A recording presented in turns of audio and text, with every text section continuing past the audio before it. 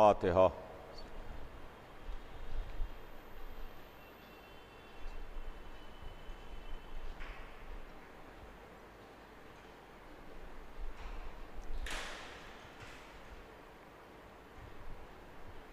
औज़ु बिल्लाहि स्समीइल अलीम मिनश शैतानिर रजीम। बिस्मिल्लाहिर रहमानिर रहीम। अल्हम्दुलिल्लाहि रब्बिल आलमीन वस्सलातु वस्सलामु अला सय्यदिना व नबियना व शफ़ीना बिल क़ासिम मुहम्मद व आलिहि तय्यबीन ताहिरीन अल मासूमीन व लानतुल्लाहि अला आदाइहिम अजमईन मिन यौमिना हाज़ा इला यौमिद्दीन। अम्मा बाद फ़क़द क़ाल अल्लाहु सुब्हानहु तबारक व तआला फ़ी किताबिहिल मुबीन व हुवा अस्दक़ुस सादिक़ीन। बिस्मिल्लाहिर रहमानिर रहीम। इन्नमा युरीदुल्लाहु लियुज़हिबा अन्कुमुर रिज्सा अहलल बैत व युत्तहिरकुम तत्हीरा।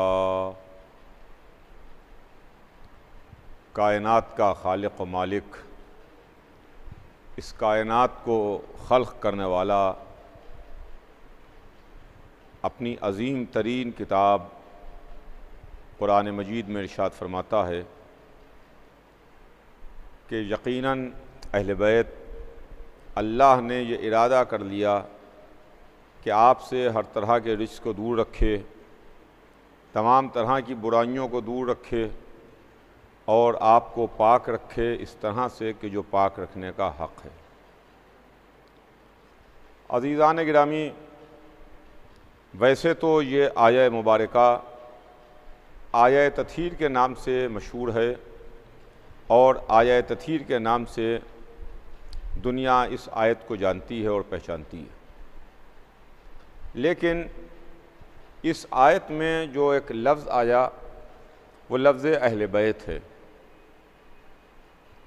और जो वादा किया गया वो अहले बैत के लिए वादा किया गया कि अहले बैत से हर तरह के रिज़्क़ को दूर रखा जाए, अहले बैत से हर तरह की बुराइयों को, निजासतों को, गंदगियों को दूर रखा जाए।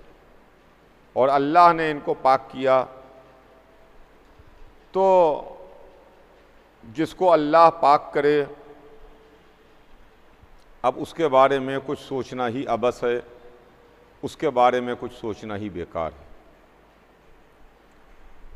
मैं आपकी खिदमत में इस अशरा मजालिस में इस उन्वान के तहत गुफ्तगू कर रहा हूँ कि हम अहले बैत को क्यों मानते हैं। चुनांचे कल मैं आपकी खिदमत में ये बात अर्ज़ कर रहा था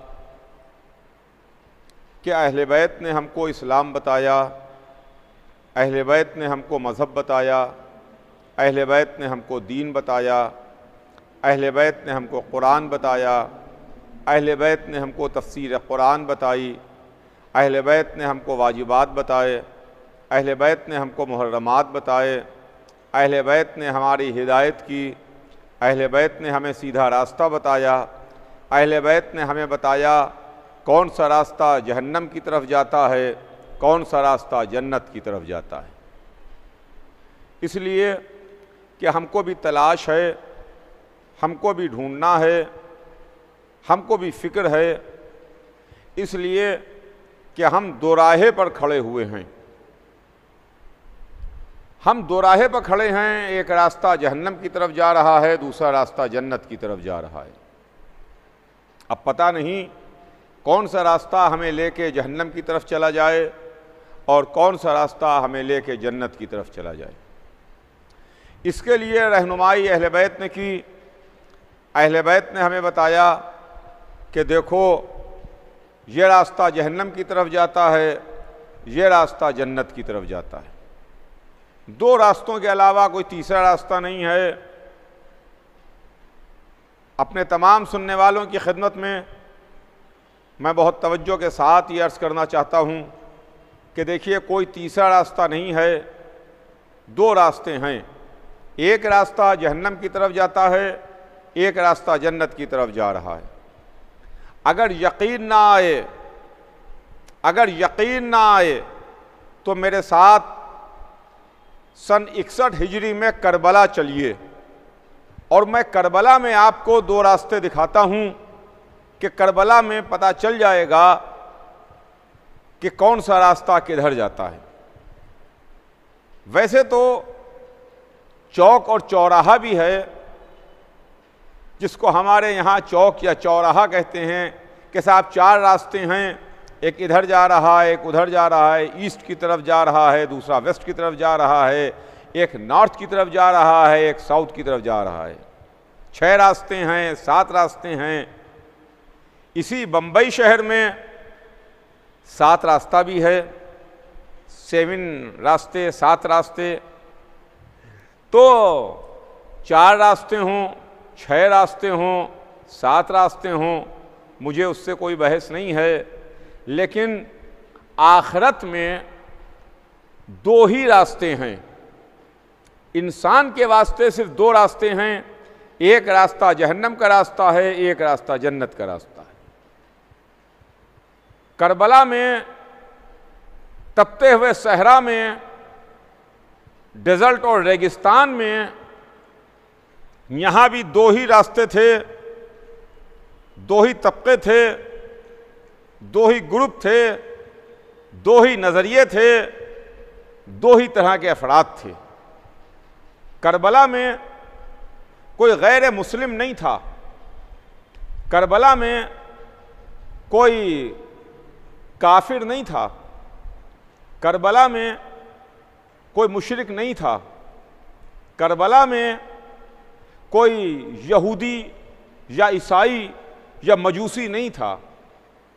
करबला में सब के सब मुसलमान थे, सब ला इलाहा इल्लल्लाह कहने वाले, सब मोहम्मदुर रसूलुल्लाह कहने वाले, सब नमाजी, सब के सब रोज़ादार, सबके चेहरों पर दाढ़ियाँ, सबके माथों पर गट्टे, सब कुरान को मानते थे, सब बज़ाहिर काबे को मानते थे, सब बज़ाहिर क़यामत के मानने वाले थे।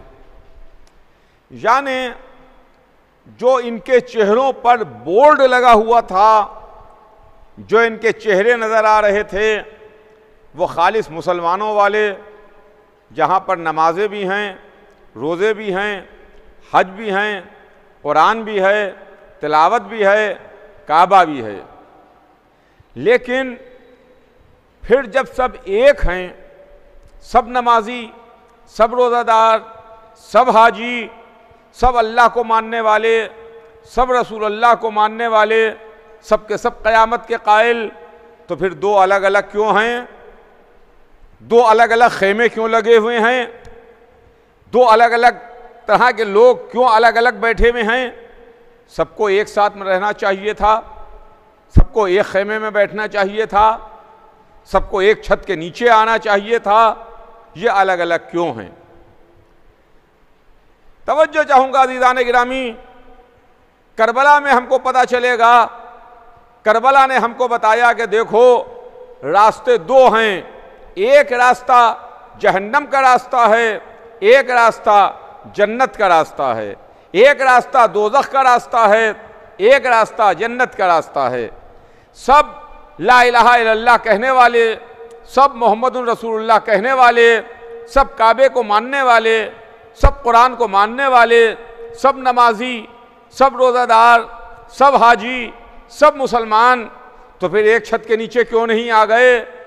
उनका नहीं, आप समझे नहीं, आपको मालूम नहीं है, आपने जाहिर देखा लेकिन इसको ऊपर गौर नहीं किया आपने। 2 तरह के मुसलमान हैं, मगर 2 तरह के मुसलमानों में 2 अलग अलग तरह के मुसलमान हैं। एक वो मुसलमान हैं कि जो उम्मत के बताए हुए रास्ते पर चल रहे हैं, दूसरे वो मुसलमान हैं जो इतरत के बताए हुए रास्ते पर चल रहे हैं। एक वो मुसलमान हैं जिनका खलीफा यजीद है, जिनका रहबर यजीद है, जो यजीद के हाथों पर बैत किए हुए हैं, दूसरे वो मुसलमान हैं जिनके इमाम हुसैन हैं, जिनके रहबर हुसैन हैं, जिनके पेशवा हुसैन हैं, जिनके मौला हुसैन हैं। हुसैन अहले बैत की फ़र्दों में एक फ़र्द हैं। तो अब मुझे कहने में ये कोई तकल्लुफ़ नहीं है कि करबला में हमको दो रास्ते नज़र आए, एक जहन्नम का रास्ता था, एक जन्नत का रास्ता था, एक यजीद का रास्ता था, एक हुसैन का रास्ता था। करबला में हमें दो सरदार मिले, एक उमर साद और एक हुर। दो लश्कर हैं, दो रास्ते हैं, दो सरदार हैं। एक सरदार एक रास्ते पर चला, दूसरा सरदार सुबह आशूरा दूसरे रास्ते पर आ गया। दो सरदार दो रास्तों पर अलग अलग चले। एक सरदार के सामने मुल्क रे की गवर्नरी थी, दूसरे सरदार के सामने हुसैन के दर पर आकर के हुसैन के कदमों पर सर रख करके जन्नत थी। दुनिया ने देख लिया कि जो दुनियावी रास्ते पर चला, जो यजीद के रास्ते पर चला, जो जहन्नम के रास्ते पर चला, उसे रुसवाई मिली, उसे मुल्क रे ना मिला, उसे जिल्लत मिली, उस पर लानत है, उस पर मलामत है। आज कोई उमर साद की तारीफ नहीं करता, लेकिन जो रास्ता हुसैन का रास्ता था, जो रोशनियों का रास्ता था, जो जन्नत का रास्ता था, दूसरा सरदार जब हुसैन के रास्ते पर चला तो उसको फातिमा जहरा का रुमाल मिल गया, हुसैन का दामन मिल गया, हुसैन का जानू मिल गया, और उसको सुबह क़यामत तक के वास्ते सलाम मिल रहे हैं। अजीज़ान गिरामी, हम अहले बैत के ग़ुलाम हैं, अहले बैत के मानने वाले हैं, उनसे अक़ीदत और मोहब्बत रखने वाले हैं। हमने अपने लिए जो रास्ता मुंतखब किया, हमने अपने वास्ते जो रास्ता चुना, वह अहले बैत का रास्ता था। हम अहले बैत को क्यों मानते हैं? चुनांचे इस सिलसिले में मैं कल आपकी खिदमत में अर्ज कर रहा था कि हमको अहले बैत ने उसूल दीन बताए। तौहीद की तालीम हमको अहले बैत से मिली, अदालत की तालीम, अदले परवरदिगार की तालीम हमको अहले बैत ने दी, नबूवत के बारे में हमको अहले बैत ने बताया। मैं वजाहत कर चुका, लेकिन फिर आपकी खिदमत में वजाहत कर दूं कि किसी के जहन में यह ना आए कि मैं रसूलुल्लाह को अलग कर रहा हूं। अहले बैत में रसूलुल्लाह भी शामिल हैं, अहले बैत में रसूलुल्लाह शामिल हैं, इसलिए कि रसूलुल्लाह ही ने दुआ की थी, पालने वाले गवाह रहना ये मेरे अहले बैत हैं। अहले बैत में रसूल भी शामिल हैं। तो अब जहां जहां मैं लफ्ज़ अहले बैत इस्तेमाल करूंगा उसमें रसूलुल्लाह शामिल होंगे। बात नबूवत पर आके तमाम हो गई थी और वक्त तमाम हो गया था। आज उसी सिलसिले को आगे बढ़ाऊं। नबूवत के बाद हमारे पास इमामत है। इमामत भी एक ओहदा परवरदिगार है। इमामत भी वो ओहदा है जो अल्लाह अता करता है। इमाम भी अल्लाह बनाता है। जिस तरह नबियों को अल्लाह ने भेजा, उसी तरह इमामों को अल्लाह ने भेजा। जिस तरह नबी अल्लाह की सरकार से आए, उसी तरह इमाम भी अल्लाह की सरकार से आए। गौर कीजिएगा अज़ीज़ान गिरामी, इमाम भी अल्लाह ही की सरकार से आए और इमाम भी अल्लाह ही ने मुंतखब किया। इमामत वो ओहदा है जो अल्लाह हर किसी को अता नहीं करता, अपने ख़ास बंदों को अता करता है, ख़ास बंदों को देता है। और यूं ही अता नहीं करता, बल्कि उनका पहले इम्तिहान लेता है, उसके बाद इमामत का ओहदा अता करता है। चुनांचे आप कुरान उठा के देख लीजिए, कुरान मजीद में आपको नज़र आएगा जहाँ पर जनाब इब्राहीम का जिक्र है, वहाँ पर यह मौजूद है कि जहाँ परवरदिगार आलम ने फरमाया वाइज़ तला इब्राहीमा रब्बहु बिकलिमातिन फातम्माहुन्ना काला इन्नी जाइलुका लिन्नास इमामा। हमने इब्राहीम को चंद कलिमात के ज़रिए मुब्तला इम्तिहान किया, इब्राहीम ने इम्तिहान को पूरा किया तो हमने इब्राहीम को इंसानों का इमाम बना दिया। इब्राहीम इंसानों के इमाम बने। अल्लाह ने कुरान में यह कहा है कि हमने इब्राहीम को इंसानों का इमाम बनाया, तो इमाम बनाने वाला अल्लाह है। अल्लाह ने इब्राहीम को इंसानों का इमाम बनाया, मगर इब्राहीम नबी भी हैं, इब्राहीम इमाम भी हैं, इब्राहीम नबी भी हैं, इब्राहीम इमाम भी हैं। जब नस्ल इब्राहीम आगे बढ़ी, नस्ल इब्राहीम ही में नबी भी आए, नस्ल इब्राहीम में इमाम भी आए। सबसे बड़ा रसूल भी नस्ल इब्राहीम ही में है और सबसे बड़ा इमाम भी नस्ल इब्राहीम ही में है, इमाम भी नस्ल इब्राहीम ही में है। जो इमाम है 12 वो भी नस्ल इब्राहीम ही में हैं। सबसे बड़ा रसूल खत्मी मर्तबत, उनका सिलसिला मिलता है जनाब इब्राहीम से, और मौला अली से लेकर के इमाम आखिर तक यह सिलसिला जनाब इब्राहीम से। लेकिन इब्राहीम इंसानों के इमाम हैं, इब्राहीम छोटे नबी हैं। लेकिन जब नस्ल इब्राहीम आगे बढ़ती है तो सरदार रसूल भी नस्ल इब्राहीम से है और अमीरुल मोमिनीन वो भी नस्ल इब्राहीम ही से हैं, इमाम मुबीन भी नस्ल इब्राहीम से है। इमामत ओहदा परवरदिगार है। हमको इमामत के बारे में तालीम दी गई। हमारे इमाम मासूम हैं, हमारे इमाम पाक हैं, हमारे इमाम मुंतखब करदा परवरदिगार हैं। हमारे इमाम वो हैं जिनको हम इमाम मानते हैं, जो अल्लाह की तरफ से मज़हब की हिफाजत करने के वास्ते आए, जिन्होंने अल्लाह की तरफ से आकर के दीन की हिफाजत की, दीन को फैलाया भी है, दीन को पहुँचाया भी है, दीन को बचाया भी है। तो अज़ीज़ान गिरामी, ये इमामत है जिसकी तालीम, जिसके बारे में हमको अहले बैत ने बताया। जब इमामत के बाद आखिरी मंजिल आई क़यामत की, उसूल दीन में आखिरी क़यामत है, तो क़यामत के बारे में भी हमको अहले बैत ने बताया। देखिए, ये वो चीज़ है जो अभी आई नहीं है।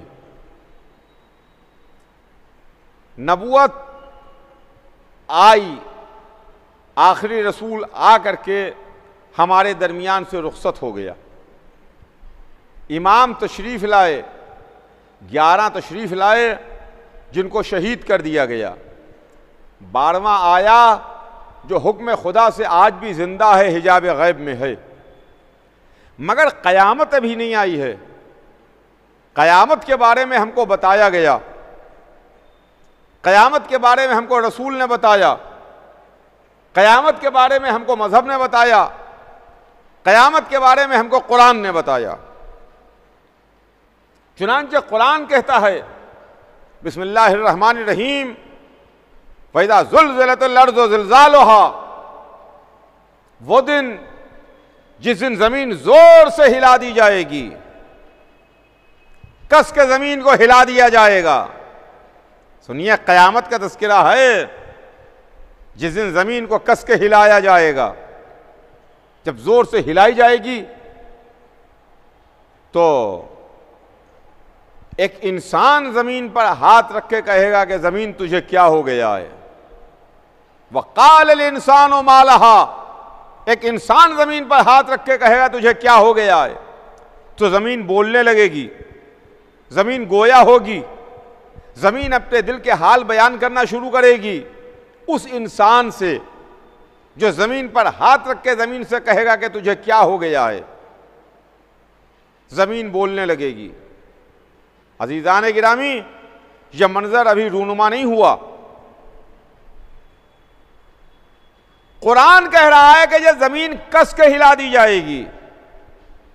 हल्का सा जलजला आता है, मामूली झटका आता है तो हमारे शहर वीरानों में बदल जाते हैं, लेकिन कुरान कह रहा है जब ज़मीन कस के ज़ोर से हिला दी जाएगी तो हमारा तो पता ही नहीं होगा, हम मलबे के नीचे दबे हुए होंगे। मगर कोई इंसान होगा जो ज़मीन पर हाथ रखेगा, ज़मीन की कपकपाहट, ज़मीन की थरथराहट, ज़मीन का हिलना रुक जाएगा और उस इंसान से ज़मीन बोलने लगेगी, उस इंसान से ज़मीन बात करने लगेगी, अपने दिल के हाल बयान करेगी। यहाँ पर नमाज पढ़ी गई, यहाँ पर इबादत की गई, यहाँ पर किसी को बेगुनाह कत्ल किया गया, यहाँ पर चोरी का माल रख के रखा गया, यहाँ पर यह जुर्म हुआ, यहाँ पर यह गलत काम हुआ, यहाँ पर यह नेक काम हुआ, यहाँ पर इबादतें हुई, यहाँ पर सजदे हुए, यहाँ पर अज़ादारी हुई। तो ज़मीन अपने दिल के हाल बयान करेगी। अब यह इंसान कौन है जो ज़मीन पर हाथ रख के कहेगा तुझे क्या हो गया है? यह इंसान कौन इंसान है? चुनांचे हमें नहीं मालूम कि यह कौन इंसान है, इसलिए कि ना इसमें कोई मौलाना है, ना कोई जनाब हैं, ना कोई उस्ताद हैं, ना कोई प्रोफेसर साहब हैं, ना कोई बहुत बड़े सेठ हैं, ना कोई बहुत बड़े सुल्तान और शहनशाह हैं, ना कोई बहुत बड़े वीवीआईपी हैं जो ज़मीन से कहेंगे। चुनांचे तफसीर अहले बैत में है कि इस इंसान से मुराद मौलाए कायनात अली इब्न अबी तालिब अलैहिस्सलाम होंगे, जो ज़मीन से कहेंगे कि तुझे क्या हो गया है।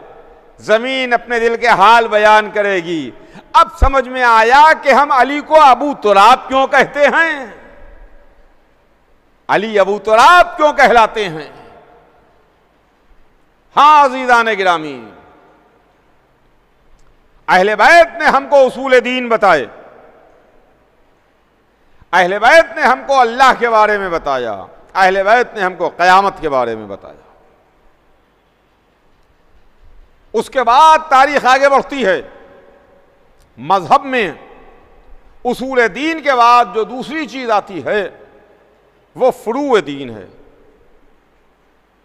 फुरूअ दीन में अव्वल नमाज, दूसरे रोज़ा, तीसरे हज, चौथे ज़कात, पांचवें खुम्स, छठे जिहाद।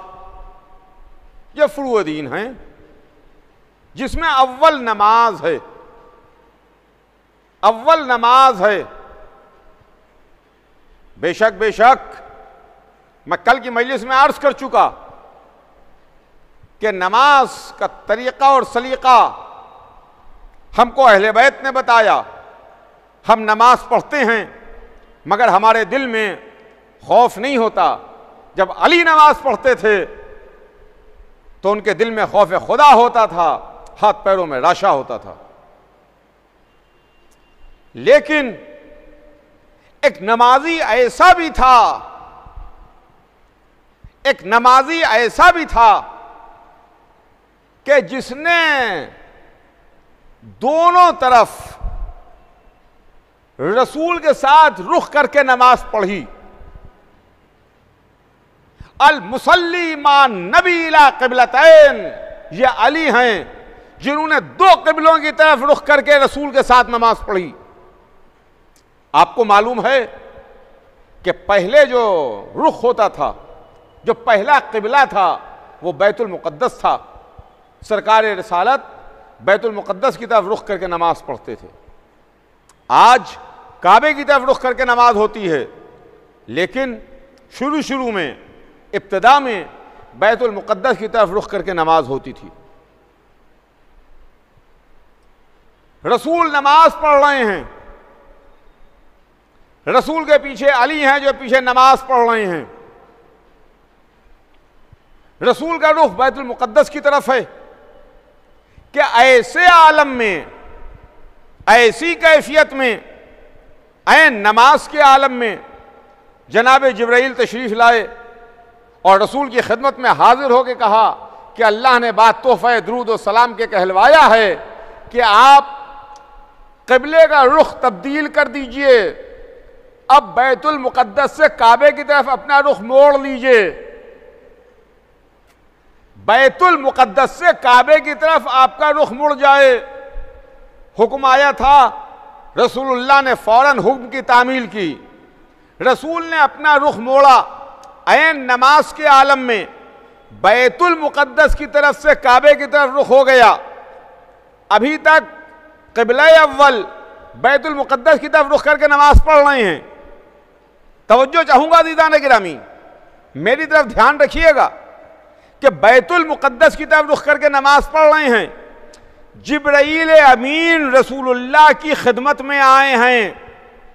आयन आलम नमाज में रसूल से कहा, रसूल नमाज पढ़ रहे थे, यकीनन कोई ना कोई टेक्स्ट होगा जिसको अदा कर रहे होंगे। पता नहीं रसूलुल्लाह कोई सूरे की तिलावत फरमा रहे थे, पता नहीं रसूलुल्लाह कौन से जुमले थे नमाज में, कौन सा टेक्स्ट था, कौन सी दुआ थी जिसके कलिमात रसूलुल्लाह की ज़बान मुबारक से जारी थे कि रसूलुल्लाह ने अपना रुख फ़ौरन उसी लम्हे तब्दील किया और बैतुल मुक़द्दस से खाने काबा की जानिब रुख मोड़ा। लेकिन देखने वालों ने देखा कि सिर्फ और सिर्फ रसूल का ही रुख नहीं मुड़ा, बल्कि रसूल के पीछे जो नमाज पढ़ रहा था उसने भी अपना डायरेक्शन चेंज किया, उसने भी अपना रुख मोड़ा। रसूल का रुख मुड़ा और रसूल के साथ साथ अली का रुख भी मुड़ा, अली का रुख भी मुड़ा। एक साथ दो लोगों ने अपना रुख चेंज किया। रसूल ने रुख चेंज किया, अली ने अपना रुख तब्दील किया। अब यहां पर 1 मिनट के वास्ते ठहरिए, आप रुकिए, गौर कीजिए, तज्जिया कीजिए, एनालिसिस कीजिए। वही तो रसूल पर आती है, मुसलमान बड़े जोरों शोर से कहता है, अरे साहब वही किसी गैर पर नहीं आती है, वही तो रसूल पर आती है। आवाज मलक रसूल सुनता है। मैंने कहा बेशक बेशक, मैं इस वक्त इस बहस में नहीं पढ़ना चाहता कि वही सिर्फ और सिर्फ नबी पर आती हो या रसूल पर आती हो और किसी पर नहीं आती हो, वरना इस मसले को तो कुरान ने अलग वाज़े कर दिया, ये कह करके वाह है ना अला उम्मे मूसा, हमने मूसा की मां पर वही नाजिल की। वो अलग चैप्टर है, इस वक्त वो जेर बहस नहीं है। क्या साहब वही तो नबी पर आती है, रसूल पर आती है। मैंने माना कि वही नबी पर आई, वही रसूल पर आई। जिब्राइल ने हुजूर सरवर कायनात की खिदमत में अर्ज किया कि अल्लाह ने हुक्म दिया है कि डायरेक्शन चेंज कर दीजिए, क़िबले का रुख चेंज कर दीजिए। रसूल चेंज करें, रसूल के साथ साथ अली ने क्यों चेंज किया, अली ने क्यों अपना रुख तब्दील किया? तो आपको दो बातों में से एक बात मानना पड़ेगी, एक बात मानना पड़ेगी। दो बातें हैं मेरी नजर में, उसमें से एक बात आपको मानना पड़ेगी। या तो ये मानिए, या तो आपको ये मानना पड़ेगा कि आवाज जिब्राइल रसूल के साथ साथ अली भी सुन रहे थे। तवज्जो चाहूंगा दीदान गिरामी, या तो आवाज मलक रसूल के साथ साथ अली भी सुन रहे थे, या तो ये मानिए या ये मानना पड़ेगा चाहे हालत नमाज ही क्यों ना हो, अली हर मौके पर हर लम्हे इत्तिबाए मोहम्मद कर रहे थे, इत्तिबाए रसूल कर रहे थे। अगर मोहम्मद ने रुख चेंज किया तो रसूल ने भी चेंज कर दिया और बाकी जमात वैसे की वैसे ही खड़ी रही। आवाज मलक रसूल ने सुनी तो रसूल के साथ दो क़िबलों की तरफ रुख करके नमाज पढ़ने वाले अली हैं। नमाज अगर समझना है तो अहले बैत से समझिए। नमाज के बाद रोजा, अहले बैत ने हमको रोजे का तरीका और सलीका बताया। हम भी रोजा रखते हैं, रमजान आता है, हम पर रोजा वाजिब है, हमने रोजा रखा। इफ्तार के वक्त इफ्तारी खाई पेट भर के, सहरी में भरपेट सहरी की और उसके बाद फिर अगला रोजा रख लिया। लेकिन अगर किसी वजह से आंख नहीं खुली और सहरी में सोते रह गए तो दिन भर मिजाज खराब है, तबीयत भारी है, इसलिए कि आज हमने सहरी नहीं की है, आज हमारा रोजे पर रोजा हो गया। इफ्तार में खाया, पेट भर के खाया, खूब खूब खाया, रात को खाना भी नौश किया, लेकिन अगर सहरी नहीं की तो दिन भर सर भारी है, तबीयत खराब है, बात बात पर झड़क रहे हैं, इसलिए कि आज रोजे पर रोजा हो गया। अजीजान गिरामी, अगर रोजे पर रोजा रखा है तो अहले बैत ने, रोजे पर रोजा रखा तो अली ने, रोजे पर रोजा रखा तो फातिमा जहरा ने, रोजे पर रोजा रखा तो हसन ने, रोजे पर रोजा रखा तो हुसैन ने। जहां मुसलसल 3 दिन तक रोजे रखे और अपनी रोटियां साहिल को दे दी, खुद नमक और पानी से इफ्तार किया, दूसरे दिन अपनी रोटी साहिल को दे दी, नमक और पानी से इफ्तार किया, तीसरे दिन अपनी रोटी साहिल को दे दी, नमक और पानी से इफ्तार किया। न शिकवा है, न शिकायत है, न माथे पर शिकन है, शुक्र परवरदिगार है।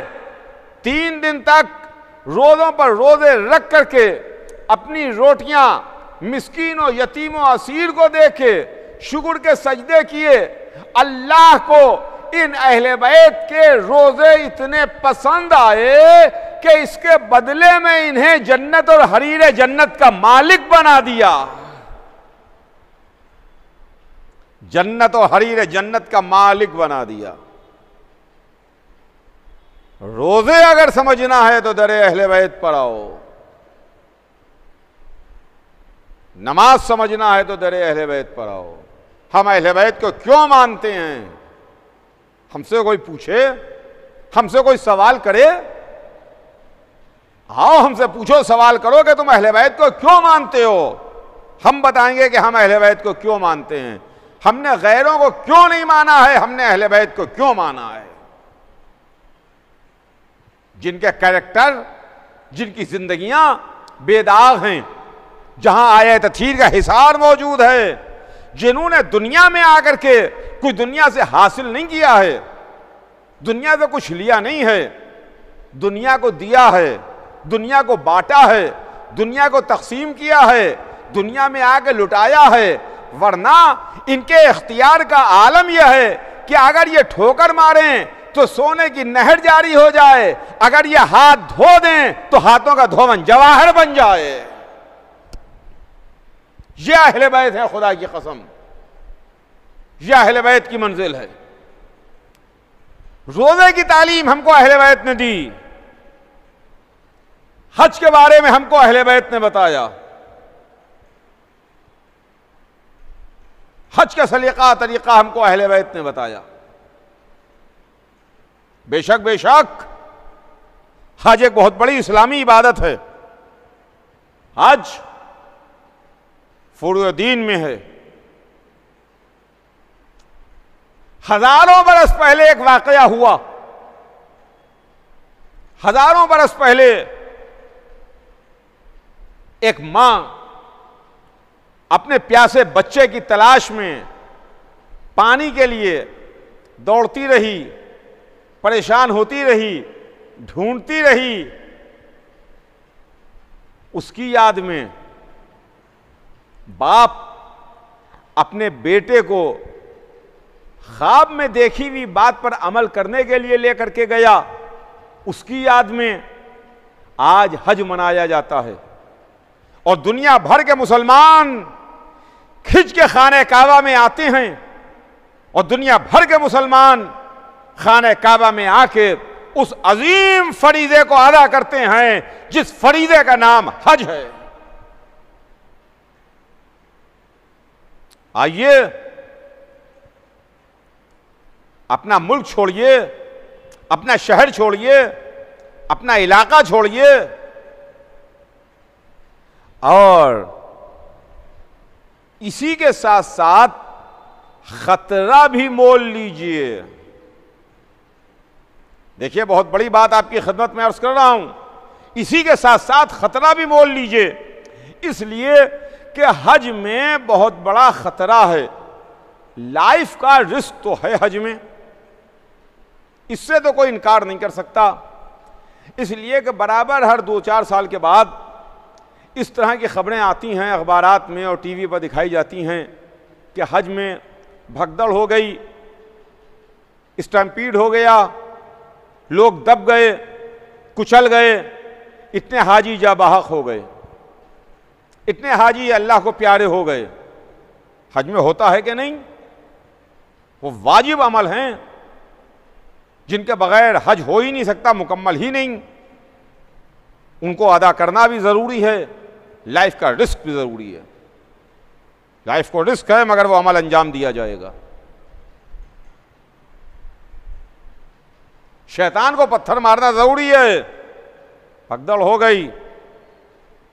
सफा और मरवा के दरमियान दौड़ना ज़रूरी है, भगदड़ हो गई। जहां पर भीड़ बहुत है, भगदड़ हो गई, लाइफ का रिस्क है। मगर लाइफ के रिस्क की परवाह न करते हुए एक फरीजे को अदा करना है, एक वाजिब को अदा करना है। मालूम यह हुआ कि जब कोई काम जरूरी हो, फरीजा हो, वाजिब हो, तो फिर जिंदगी का रिस्क नहीं देखा जाता, रिस्क जिंदगी का लिया जाता है, जिंदगी को दांव पर लगाया जाता है। जिंदगी को दांव पर लगाया जाता है। अज़ीज़ान गिरामी, अब आज को ये ना कहे कि आप जंजीर का मातम क्यों करते हैं, आप कमा का मातम क्यों करते हैं, सर से खून क्यों निकालते हैं, इसमें लाइफ को रिस्क है। अमा अगर इब्राहीम और इस्माइल की छोटी कुर्बानी में लाइफ को रिस्क है, तो हुसैन इब्ने अली की बड़ी अजीम कुर्बानी में अगर हम रिस्क ले लें तो हैरानी की क्या बात है, परेशान होने की क्या बात है। रिस्क तो जिंदगी में हर कदम पर है। आप घर से बाहर निकले तो रिस्क है कि नहीं है, कि कब एक्सीडेंट हो जाए, कब गाड़ी टकरा जाए, कब कोई आगे पीछे से टक्कर मार दे, रिस्क तो हर कदम पर है ना। तो यह हज अजीम इबादत, हज में क्या है कि खाने काबा का चक्कर लगाइए। हमको अहले बैत ने बताया अज़ीज़ान गिरामी कि हज क्या है। खाने काबा का चक्कर लगाइए, तवाफ कीजिए। तवाफ काबा के बगैर हज नामुकम्मल है, तवाफ कीजिए। कुछ खास इबादतों के मजमूए का नाम हज है।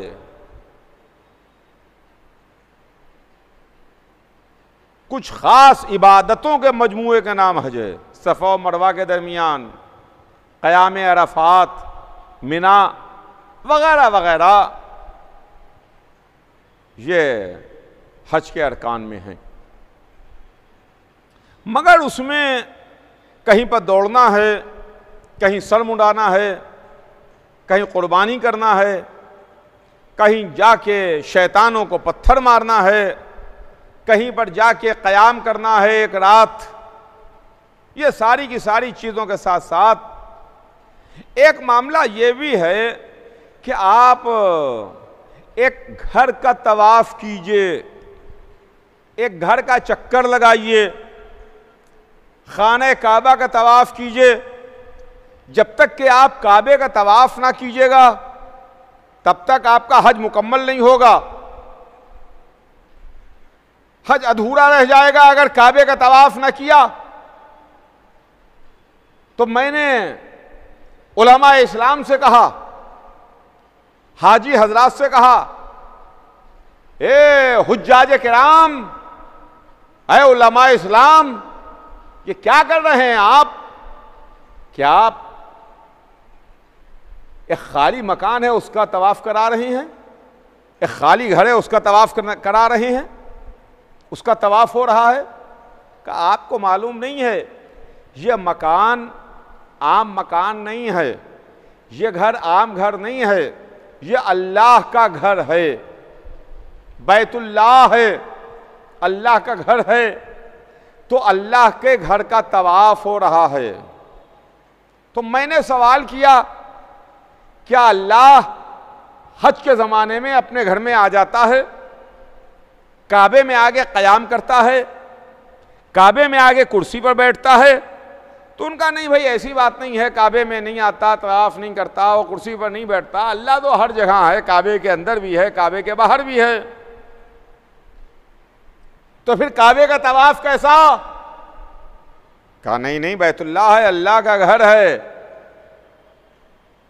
तो एहतराम घर का यह है, उस घर का एहतराम यह है कि उस घर का तवाफ किया जाए, तभी हज मुकम्मल होगा। एहतराम काबा यह है कि काबे का तवाफ किया जाए। आज कुछ लोग इस बात पर एतराज करते हैं कि साहब ये आप जरिए हुसैन का तवाफ क्यों करते हैं, रोज़ा हुसैन का तवाफ क्यों करते हैं? हमने सवाल किया, आप अल्लाह के घर का तवाफ क्यों करते हैं, काबे का चक्कर क्यों लगाते हैं? का जिस तरीके से एहतराम काबा में हम काबे का तवाफ करते हैं, वैसे ही अज़मत हुसैन को सलाम करने के वास्ते कब्र हुसैन का तवाफ करते हैं,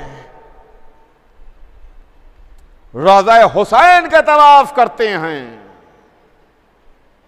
तवाफ किया और तवाफ में एक पत्थर है, उस पत्थर के चूमने का हुक्म है कि आप वो पत्थर चूमिए, पत्थर को बोसा दीजिए।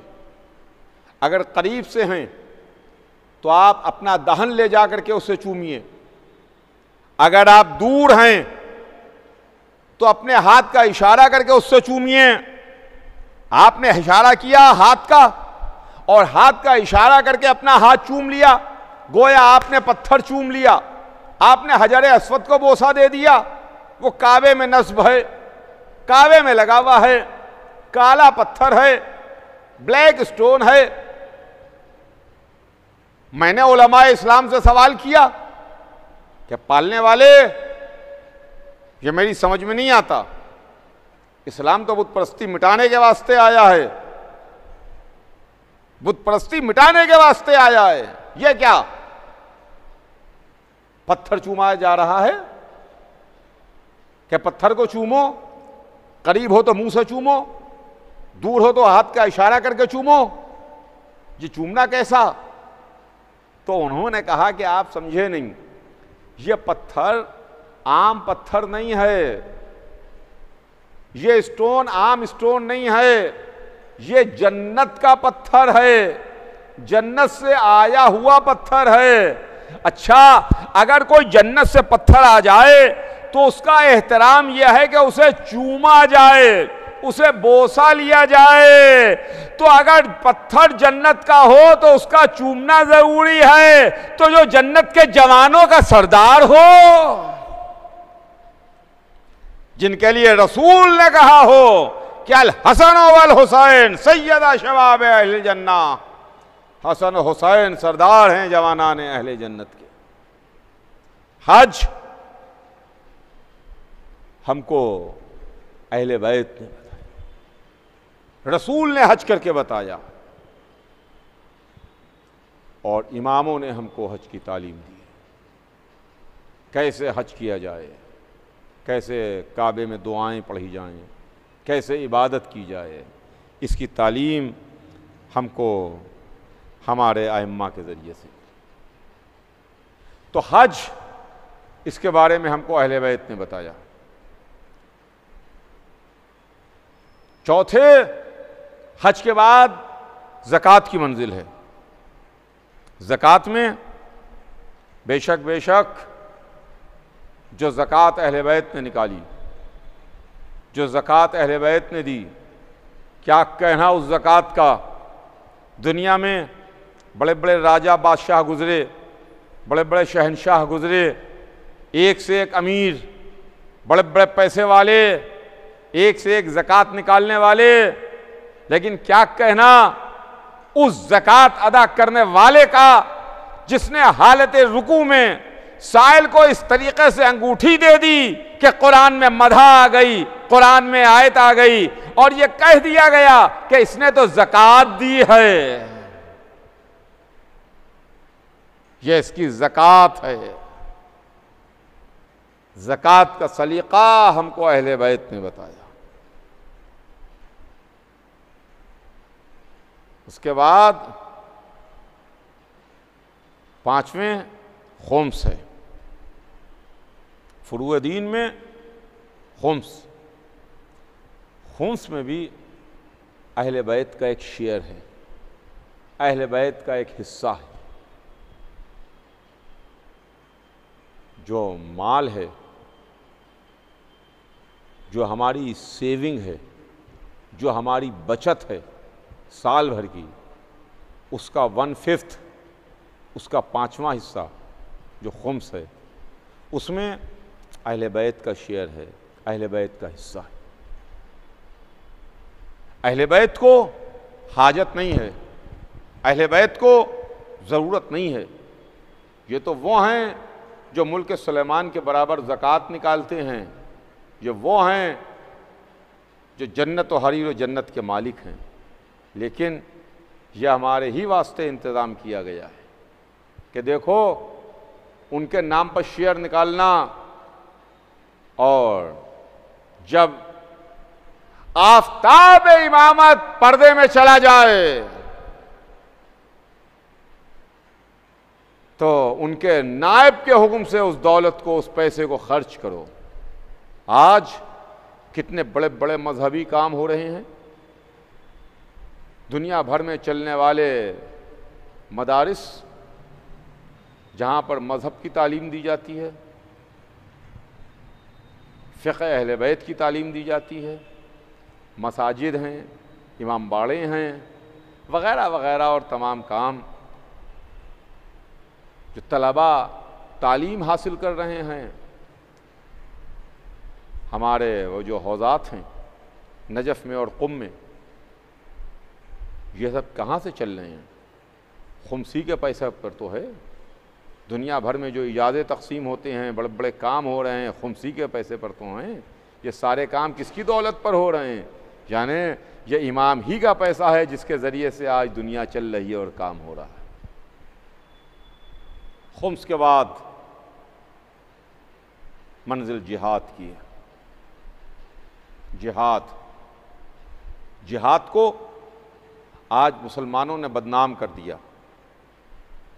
जिहाद बदनाम हो गया। जिहाद एक अजीम इबादत है। सुनिएगा, जिहाद एक अजीम इबादत का नाम है। जिहाद हमारे यहां मक्तबा अहले बैत में, फ़िक़्ह जाफ़री में जिहाद, इसकी परमिशन हर एक नहीं दे सकता। चूंकि जिहाद में इंसानी जान का मामला है, लिहाजा हमारे यहां फ़िक़्ह अहले बैत में, फ़िक़्ह जाफ़री में, मक्तबा अहले बैत में, हम शियों के यहां जिहाद का हुक्म कोई मुल्ला नहीं दे सकता। जिहाद का हुक्म सिर्फ और सिर्फ इमाम मासूम दे सकता है। जिहाद की परमिशन इमाम के अलावा कोई दूसरा नहीं दे सकता। हमारे यहां जो आखिरी जिहाद हुआ वो आज से 1400 बरस पहले 10 मुहर्रम सन 61 हिजरी को हुआ। 10 मुहर्रम सन 61 हिजरी के बाद उस दिन से लेकर के आज तक हमारे पास जिहाद नहीं है। हम लड़ाइयों को जिहाद का नाम नहीं देते, हम दहशतगर्दी को जिहाद का नाम नहीं देते, हम दहशतगर्दाना हमलों को जिहाद का नाम नहीं देते, हम बेगुनाह इंसानों पर जुल्म करने को जिहाद का नाम नहीं देते, हम बस्तियों के उजाड़ने को जिहाद का नाम नहीं देते, हम छोटे छोटे बच्चों को बच्चों के यतीम होने को जिहाद का नाम नहीं देते, हम औरतों का सुहाग उजड़ने को जिहाद का नाम नहीं देते। हमारे पास जिहाद है मगर इमाम मासूम के हुक्म से है, इमाम मासूम की मर्जी से है। जिस तरीके से एक क्वालिफाइड और ट्रेन डॉक्टर सर्जन ऑपरेशन करता है, हर हमाशुमा ऑपरेशन नहीं कर सकता। जो MBBS MS हो कम से कम, जो MS की डिग्री रखता हो कम से कम, या MBBS हो, उसी को यह हक हासिल है कि वो ऑपरेशन कर सके, उसी को यह हासिल है हक कि वो ऑपरेट कर सके मरीज को। इसी तरीके से हमारे मजहब में भी जिहाद ये सिर्फ इमाम की मर्जी से है, इमाम के हुक्म से। बस अज़ीज़ान गिरामी, वक्त तमाम हो गया, बात तमाम हो गई। कल इंशाअल्लाह इसके आगे बात अर्ज करूंगा, आज बस बात तमाम। और अब क्या अर्ज करूं, क्या अर्ज करूं। रोने के वास्ते साल भर मजलिसों में मसाइब पढ़े जाते हैं, अहले बैत के गम का जिक्र होता है, उनकी मुसीबतों का तज़किरा बयान किया जाता है, करबला के वाक़यात बयान किए जाते हैं। मगर क्या इन अय्याम में भी, क्या इन रातों में भी, क्या इन दिनों में भी कुछ पढ़ने की ज़रूरत है तब आँखों से आंसू निकले? कुछ बयान करने की ज़रूरत है तब हुसैन पर आंसू बहें? क्या रोने के लिए यह काफ़ी नहीं है कि आज 5वीं रात आ गई? ये 5वीं रात हम मातम करते हैं ज़ैनब के उन लाडलों का। 5वीं रात हम मातम करते हैं ज़ैनब के उन बच्चों का जिनको शब आशूर माँ ये बता रही थी, मेरे बच्चों अगर कल तुमने अपने मामू पर अपनी जान निछावर न की तो ये माँ दूध न बख्शेगी। अजीज़ों, सलाम कीजिए करबला की उन माओं पर, करबला की उन बीबियों पर हमारा सलाम, करबला की उन माओं पर हमारा सलाम, जिन माओं ने अपने बच्चों को समझाया, अपने बच्चों को सिखाया, अपने बच्चों को तालीम दी, अपने बच्चों से ये कहा, मेरे बच्चों कल कुर्बानी आले मोहम्मद का दिन है, तुम अपनी जाने आका हुसैन पर कुर्बान कर देना, अपने को हुसैन पर निछावर कर देना। आशूरे की रात तमाम हुई, आशूरे का दिन निकला, ज़ैनब के लाडले हुसैन की खिदमत में आए, हाथों को जोड़ा, ए मामू जान इजाज़त दे दीजिए। हुसैन ने मना किया, हुसैन ने इजाज़त नहीं दी, औनो मोहम्मद को रोक दिया, कहा मेरे बच्चों मैं तुम्हें कैसे इजाज़त दूं, मैं तुम्हें क्यों कर इजाज़त दूं? अगर मैंने तुम्हें मरने की इजाज़त दे दी तो मेरी बहन की दुनिया उजड़ जाएगी।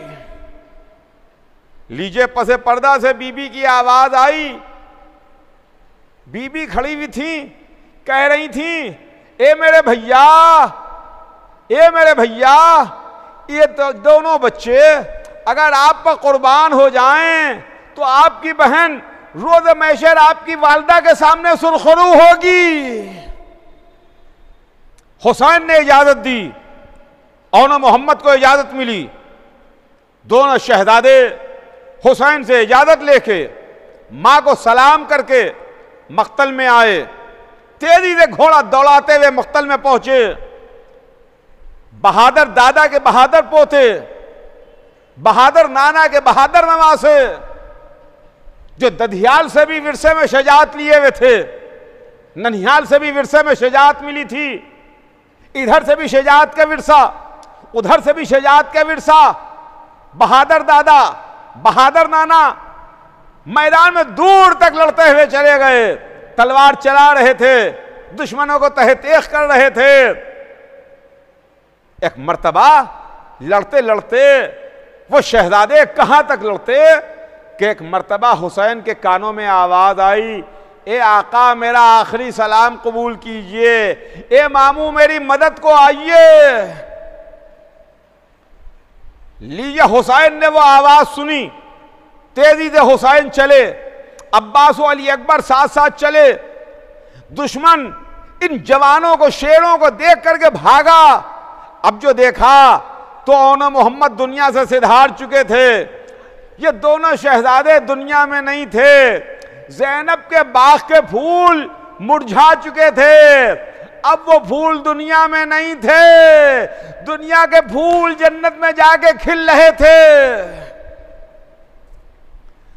एक मैयत को हुसैन ने उठाया, एक जनाजे को अब्बास ने उठाया। दोनों बच्चों की मैयतें लिए हुए हुसैन और अब्बास आए, दर खेमा पर लाके मैयतों को रखा। अब बड़ा मुश्किल मौका था, कैसे मां से कहा जाए कि तुम्हारे बच्चों की मैयतें आ गईं, कैसे ज़ैनब से कहें, कैसे सानिया ज़हरा से कहें कि आपके बच्चे अब दुनिया में नहीं हैं, ओनो मोहम्मद दुनिया से सिधार गए। हाँ हाँ, नन्हे बच्चों की मैयतें दर खेमा पर आईं तो माँ दर खेमा पर आगे पहुंची। तारीख यह मंजर देख रही थी, मौरिख लिख रहा था, दुनिया समझ रही थी कि माँ अपने बच्चों की मैयतें देखेगी तो बेख्तियार आंखों से आंसू जारी हो जाएंगे। माँ सर के बालों को खोल लेगी, बालों को वीरान और परेशान करेगी, सरो सीना पीटेगी और कहेगी मेरे बच्चों, तुम्हारे बाद ये माँ उजड़ गई, तुम्हारे बाद ये माँ लुट गई, तुम्हारे बाद ये माँ वीरान हो गई, तुम्हारे बाद ये माँ जिंदा रह के क्या करेगी। ज़ैनब रोएंगी, ज़ैनब सर पीटेंगी, ज़ैनब आंसू बहाएंगी, ज़ैनब सर के बाल खोलेंगी, ज़ैनब मुंह पर तमाचे मारेंगी। मगर दुनिया की हैरत न रही जब ज़ैनब ने बच्चों की मैयतों को देखा और अपनी पेशानी को खाक पर रख दिया। पालने वाले तेरा शुक्र, तूने मेरी कुर्बानियों को कबूल कर लिया। पालने वाले, मेरे बच्चे तो कुर्बान हो गए मगर मेरे भैया हुसैन को सलामत रखना। मैं कहूंगा बीबी ज़ैनब, करबला में उस वक्त आपका क्या आलम हुआ होगा जब मनादी की आवाज आई होगी, अला कुतल हुसैन बे करबला, अला जुबहल हुसैन बे करबला।